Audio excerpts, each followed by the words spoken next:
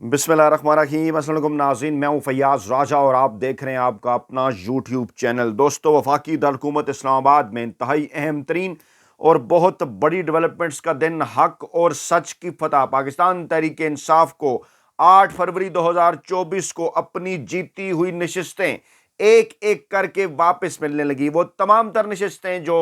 Farm 45 को बदल कर जाली फार्म 47 बनाकर और नताइज में रद्दोबदल करके दोबारा गिनती के नाम पर पाकिस्तान तहरीक इंसाफ से छीनी गई थी, अब एक एक करके वापस मिल रही हैं। पंजाब में इत्तलात हैं कि मरियम नवाज के खिलाफ तहरीक अदम एतमाद आ सकती है। शहबाज शरीफ का भी बोरिया बिस्तर गोल हो सकता है। एस्टैब्लिशमेंट का सबसे बड़ा इकट्ठ बिल आखिर जीएचक्यू के अंदर 21 सीनियर तरीन जर्नैल पाकिस्तान की मौजूदा सियासी, मुआशी और तमाम तर जो अमन अमान की सूरत हाल है उसके ऊपर बोल उठे और आज साइफर केस की लाश भी बिल आखिर दफन होने के लिए कब्रिस्तान पहुंच गई। तमाम तर तफसीलात रखेंगे आपके सामने। सबसे पहले बड़ी खुशखबरियां पाकिस्तान तहरीक इंसाफ के हवाले से, जो नशिस्तें पाकिस्तान तहरीक इंसाफ को वापस मिल रही हैं। NA 154 राना फराज नून, ये अगर हम बात करें लोधरा की, तो यहां पर पाकिस्तान तहरीक इंसाफ के हमायत याफ्ता उम्मीदवार राना फराज नून कामयाब करार पाए और लाहौर हाई कोर्ट के बहावलपुर बेंच ने मुस्लिम लीग नवाज के उम्मीदवार अब्दुल रहमान कांजू की दरखास्त खारिज कर दी है। हुआ कुछ यूं था कि पाकिस्तान तहरीक इंसाफ के हमायत याफ्ता उम्मीदवार राना फराज नून ही जीते थे, लेकिन फिर उनके खिलाफ मुस्लिम लीग नून के उम्मीदवार अब्दुल रहमान कांजू को जो है वो दोबारा गिनती के अंदर कामयाब करार दे दिया गया था। और ये सारी मिली भगत इलेक्शन कमीशन ऑफ पाकिस्तान ने और रिटर्निंग अफसरान ने फार्म 47 और दीगर मामलात की मदद से की थी। लेकिन अब फराज नून की जानिब से एक बार फिर नताइज को चैलेंज किया गया। सिंगल बेंच ने जनाब उनकी जो है वो कामयाबी के ऊपर उनका फैसला जो है वो उनकी कामयाबी का फैसला दिया और उनका नोटिफिकेशन भी जारी कर दिया और नून लीग के हाथों से ये नशिस्त जो है वो निकल गई। ये जिक्र हो रहा है जनाब लोधरा NA 154 का। आगे बढ़े तो दूसरी बड़ी डेवलपमेंट हुई जनाब PP 133 ननकाना साहब से कामयाब लीगी उम्मीदवार जिनको दोबारा गिनती में कामयाब करार दिया गया था, राना अरशद, उनकी कामयाबी का नोटिफिकेशन भी मुअत्तल कर दिया गया है। लाहौर हाई कोर्ट ही ने यह मुअत्तल किया। जस्टिस शाहिद करीम ने इस मामले के ऊपर समाअत की और मोहम्मद आतिफ जो थे पाकिस्तान तहरीक इंसाफ के हमायत याफ्ता उम्मीदवार, वो जो है उनकी कामयाबी का जो नोटिफिकेशन है वो जारी भी हो चुका था और बाद में इस रिजल्ट को जो है वो बदला गया। और अब ये कहा जा रहा है कि अदालत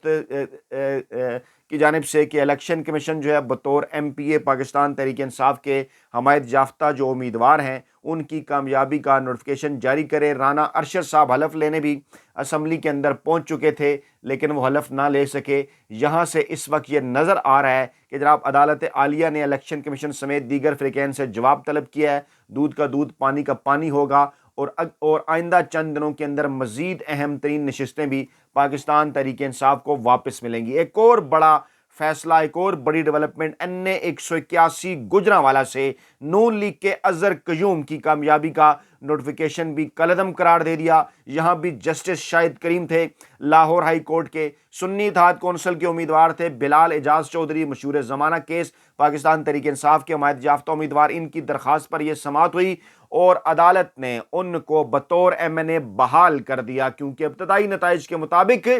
जो है वो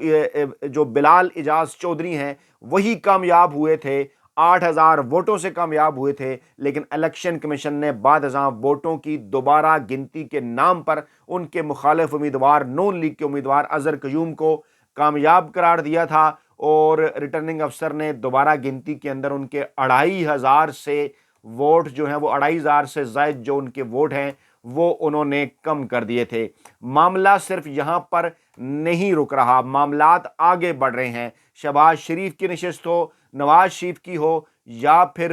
मरियम नवाज की हो, तमाम की तमाम जो चीज़ें हैं वो एक एक करके जनाब हो रही हैं वाज़े। और अब ये इत्तलात भी हैं कि नवाज शरीफ की जो कामयाबी है उसके ऊपर भी सवालिया निशानात तो थे ही, सबूत मौजूद हैं इलेक्शन कमीशन के पास भी, दीगर इदारों के पास भी। और अब NA 130 में नवाज शरीफ की कामयाबी का جو نوٹیفیکیشن تھا وہ الیکشن ٹریبونل کے اندر وہ کامیابی چیلنج کر دی گئی ہے۔ اس سے پہلے نواز شریف جو ہے وہ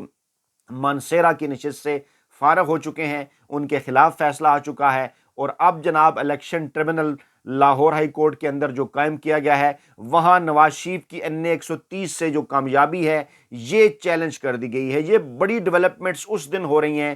جب کہ پاکستان کے اندر اہم ترین سعودی شخصیات آئی ہوئی ہیں۔ پاکستان تحریک انصاف سے بات چیت کے حوالے سے اشارے مل رہے ہیں۔ کور کمانڈر کانفرنس اہم ترین اکٹھ پاکستانی اسٹیبلشمنٹ کا آج جی ایچ کیو کے اندر ہوا، اس کی تفصیلات بھی آپ کے سامنے رکھ رہے ہیں، اور سائفر کیس بھی آج مکمل طور پر فارغ ہوا۔ یہ ڈیولپمنٹس اس دوران جو ہیں وہ سامنے آ رہی ہیں، اور جناب پی ٹی آئی کی یاسمین راشد نے نواز شریف کے خلاف یہ انتخابی عذرداری دائر کی ہے اپنے وکلا احمد اویس اور رانا مدثر ایڈوکیٹ کے ذریعے۔ بڑے پر امید ہیں یہ، کیونکہ ثبوت موجود ہیں کس طرح سے کئی پولنگ سٹیشن پر 100 سے زائد پولنگ سٹیشن پر جس طرح سے نواز شریف کے ووٹوں میں اضافہ کیا گیا، جعلی انداز میں جعلی طور پر کارڈ پیٹ کر دوبارہ لکھائی کر کے، اور یاسمین راشد کے ہزاروں ووٹ، بڑی تعداد کے اندر ہزاروں ووٹ ان کے کم کیے گئے، 50,000 سے زائد ممکنہ طور پر یہ کہا جا رہا ہے، کیونکہ یہاں پر جو نتائج سامنے آئے تھے ان کے مطابق، یعنی جو جعلی نتائج سامنے آئے تھے ان کے مطابق نواز شریف کو 1,79,000 کے قریب جو ہے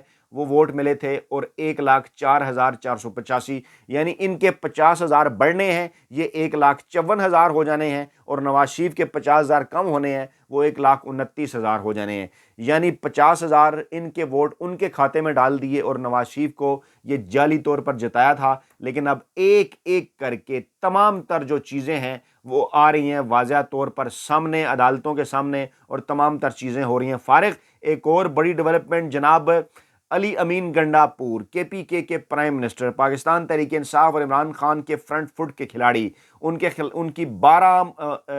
جو 9 مئی کے حوالے سے ان کے اوپر جو مقدمات بنائے گئے تھے، 12 مقدمات کے اندر ان کی جو ضمانت ہے وہ منظور کر لی گئی ہے، اور جو ہے وہ عدالت کی جانب سے ہدایات بھی جاری کی گئی ہیں کہ یہ کیسز اب فارغ ہیں۔ اور علی امین گنڈا پور نے کہا جناب کہ 6 ججز کے خط پر کمیشن بنایا جائے، نظام دین خود کو ایکسپوز کر رہا ہے، پی ٹی آئی کو بڑا مینڈیٹ ملا ہے، وہ مینڈیٹ 8 فروری کو جو پاکستان تحریک انصاف کو ملا وہ پاکستان تحریک انصاف کو واپس کیا جائے۔ یہ وہ تمام بڑی ڈیولپمنٹس ہیں جو پاکستانی میڈیا اس طرح سے بالکل بھی نہیں رپورٹ کر رہا، کیونکہ یہ تمام تر چیزیں پاکستان تحریک انصاف اور عمران خان کے حق میں جاتی ہیں۔ اب جناب لے کر چلتے ہیں ہم آپ کو سائفر کیس کے معاملے کی طرف، سائفر معاملہ۔ لیکن اس سے پہلے ایک سوال یہ پیدا ہوتا ہے کہ بشرا بی بی کی جیل منتقلی کی درخواست عدم پیروی پر آج جو ہے وہ خارج کر دی گئی۔ اس کے اوپر کچھ سوالات اٹھ رہے ہیں کہ کیا وجہ ہے، کیوں وکیل ان کے جو ہے وہ نہیں پہنچے۔ یہ بڑا اہم معاملہ ہے، کیونکہ عدالت میں پیش کیوں نہیں ہوئے یہ آج عدالت بھی پوچھ رہی ہے،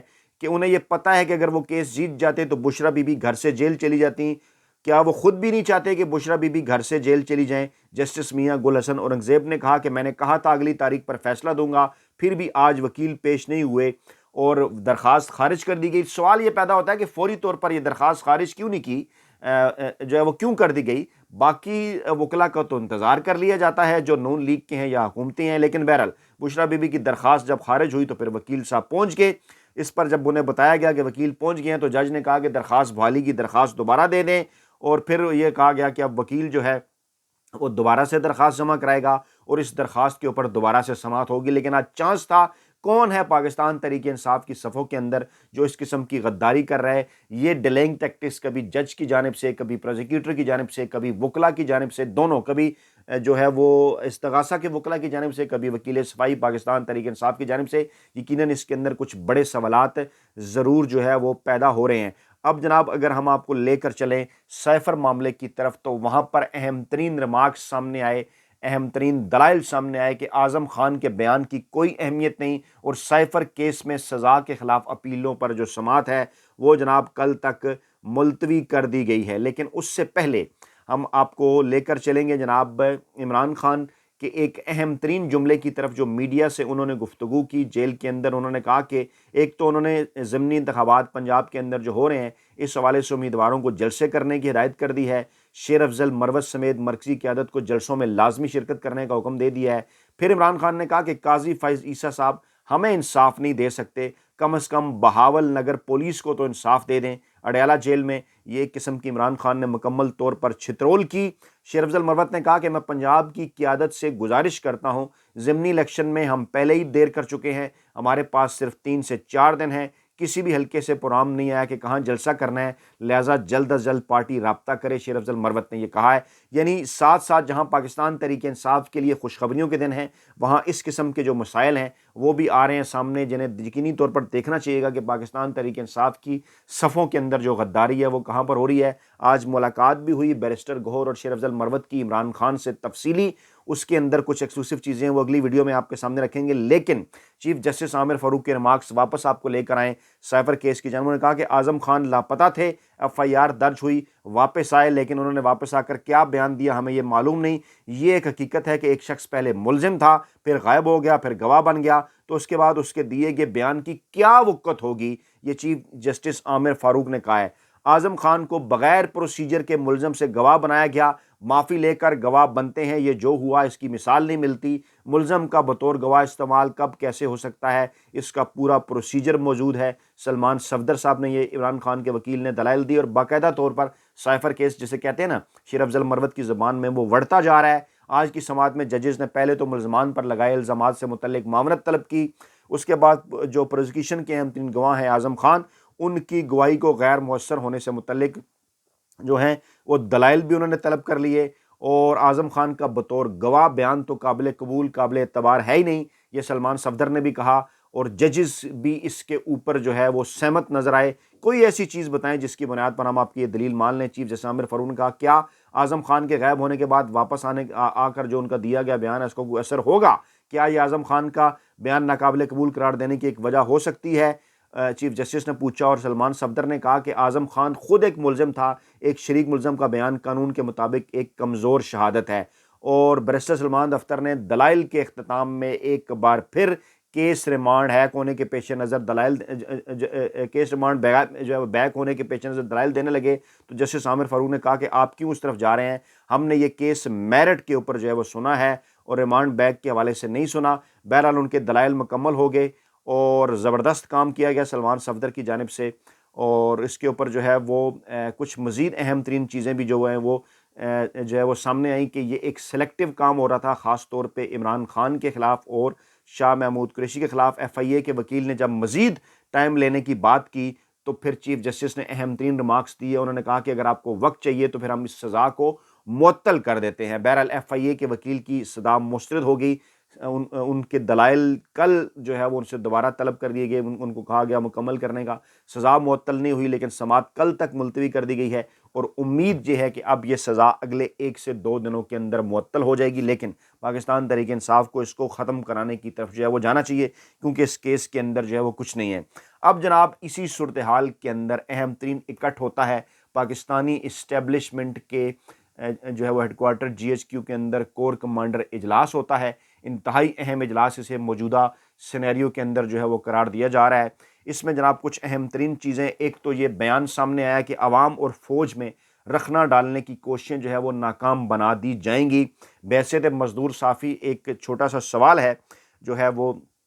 وہ سوال یہ ہے جو ہم آپ کے سامنے رکھتے ہیں کہ کیا کسی بھی ملک کی جو فوج ہے وہ ملک کی حمایت کے بغیر، ملک کی عوام کی حمایت کے بغیر کام کر سکتی ہے؟ ہرگز نہیں کر سکتی۔ تو الیکشن کے نتائج کیا بتا رہے ہیں؟ پاکستان تحریک انصاف کو کروڑوں کی تعداد میں پاکستانی عوام نے ووٹ دیا، سب سے بڑی ریشو تاریخ کی وہ پاکستان تحریک انصاف کے حق میں۔ اس وقت بھی پاکستان کی 70 سے 75% عوام پاکستان تحریک انصاف اور عمران خان کے خلاف کھڑی ہے۔ پاک فوج کے خلاف جو ہے وہ اس اعلامیے کے مطابق پروپیگنڈے کو 21 جرنیلوں نے، سینئر ترین جرنیلوں نے مسترد کر دیا۔ بالکل ٹھیک ہے، کوئی پروپیگنڈا نہیں ہونا چاہیے، لیکن یہ بات سمجھنا ضروری ہے کہ جس کو اگر ہم پروپیگنڈا قرار دے دیں عوام کی 75% رائے کو، وہ رائے کیا ہے؟ وہ رائے یہ ہے کہ اس وقت پاکستان کے اوپر مافیا، ہینڈلرز اور سہولت کاروں کی حکومت ہے۔ شہباز شریف جن کے اوپر کیسز تھے، جن کو وہ کیسز کیسے ختم ہوئے آپ کے سامنے، جن کے متعلق خود یہ انکشافات آپ سامنے آ رہے ہیں، چاہے وہ محمد زبیر ہوں، چاہے علی زیدی ہوں۔ علی زیدی نے کل کہا کہ جب عمران خان کی حکومت گرائی جا رہی تھی، ان کے خلاف تحریک عدم اعتماد آ رہی تھی، تو میں نے خود جنرل باجوہ کو کہا کہ یہ شہباز شریف صاحب ہیں، ان کو وزیر اعظم بنایا جا رہا ہے، ان کے اوپر تو کروڑوں روپے کی کرپشن کے کیسز ہیں۔ تو جنرل باجوہ نے کہا کہ میں ان کی جو حلف برداری کی تقریب ہے اس کے اندر نہیں جاؤں گا، بعد میں وہ اس کے اندر گئے بھی نہیں۔ لیکن ہوا کیا، پاکستان کو یہ ٹھیک ٹھاک جو ہے وہ بڑا نقصان ہوا۔ خیر یہ جو پاکستانی اسٹیبلشمنٹ کا اکٹھ تھا، اس میں بشام میں چینی انجینئرز کے جو اوپر جو حملہ ہوا اس کی مذمت کی گئی، مشرق وسطیٰ میں کشیدگی پر تحمل کا مظاہرہ کرنے کو کہا گیا، مقبوضہ کشمیر میں انسانی حقوق کی خلاف ورزیوں کی مذمت کی گئی، دہشت گردی کے خلاف جنگ جاری رکھنے کا کہا گیا، لیکن یہ کہا گیا کہ عوام اور فوج کے درمیان جو کچھ لوگ رخنہ ڈالنے کی کوشش کر رہے ہیں وہ ناکام بنایا جائے گا، پروپیگنڈا جو کیا جا رہا ہے وہ مسترد کیا جائے گا۔ لیکن پھر وہی سوال یہ دیکھنا ہوگا کہ ملک کی جو سب سے بڑی سیاسی جماعت ہے، اگر اس کے حوالے الیکشن نتائج کے مطابق وہ الیکشن جیتے بھی ہیں، اگر ان کے حوالے وہ مینڈیٹ نہیں کیا جائے گا تو کس طرح سے اور کیوں کر پاکستانی عوام کی بڑی تعداد پاکستانی اداروں کے جو ساتھ ہے وہ کھڑی ہو سکتی ہے؟ یہ یقیناً ایک بڑا اور اہم ترین سوال ہے۔ اپنا بہت خیال رکھیے گا، دعاؤں میں یاد رکھیے گا۔ نئی ویڈیو کے ساتھ جلد حاضر ہوں گے۔ اللہ نگہبان۔